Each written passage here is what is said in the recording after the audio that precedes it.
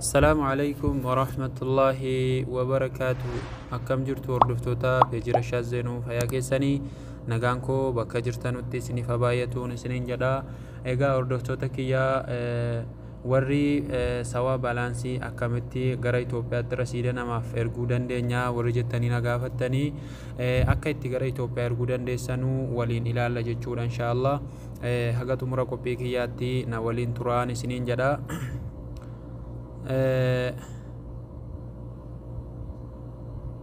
Ifama egaa warri rasiida yookaan shari'aa sawaa irraa gara Itoophiyaa STC gara Itoophiyaa warri erguu feetanii haala itti erginu waliin ilaallaa jechuudha. Egaa jalqaba irratti foon nambarii bakka jawaala raqamatti barreeffatan seentanii asirratti najima 134 maslaalii jennee okee rukunnaa jechuudha. Okee kana rukuttanii sarchii goonaa jechuudha. Barumsa kana seeraan yoo ilaaltan irraa fayyadamtoo jechaadha. Warra hin beeknee fi warri beektan silaa ni beektu. Asirratti tokko hanga furiitii international transfer sadaffaa kanarratti lakkoofsa 3 gashitu jechuudha. Lakkoofsa 3 gashitanii sendii gootan. Sendii hoggaa gootanii jettan akkatti biyyoottii garaagaraa nu baasa. Paakistaan, Afgaanistaan, Baangaladesh, Ijiptii, Indiyaa, Indoneesiyaa, Keenya, Itoophiyaan as keessa hin jiru jechuudha. Biyyoottiin garaagaraa hanga Filiippiinisiitti fidee baasee asirratti 21 gashitu bakka duwwaa kanarratti jechuudha. 21 gashinee sendi ka jedhu kana rukuttani. Sendii kana rukuttanii sendi ka jedhu kana rukunnaa akkanatti fidee nu baasa. Amma birri Itoophiyaa birri 50 erguu feete moo birri 100 erguu feete moo 250 moo 500 moo siin jedha. Yoo birri 50 Itoophiyaa erguu feete asirratti lakkoofsa tokko gashita.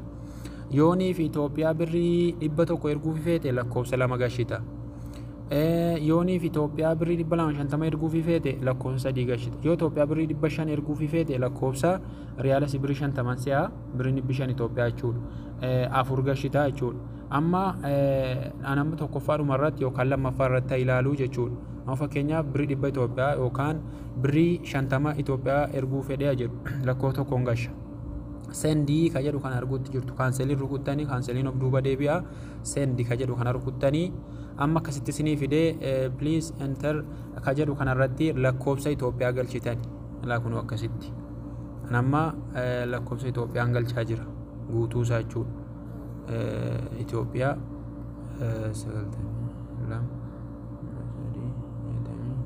akkasitti Itoophiyaa barreessitanii sendii itti gootanii yeroo kanatti sendii itti gootanii jettanii kun akkanatti isinii fide nama itti erguu feetanii fi birriin 50 Itoophiyaa riyaalasii birrii 12 saantima 5 jechuudha.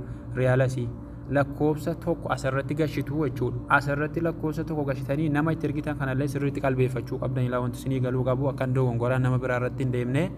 Lakkoofsa nama Itoophiyaatti galchitanuu fi balaansii birrii 50 Itoophiyaa erguu fi yoo feetan riyaalasii 12 jechuudha.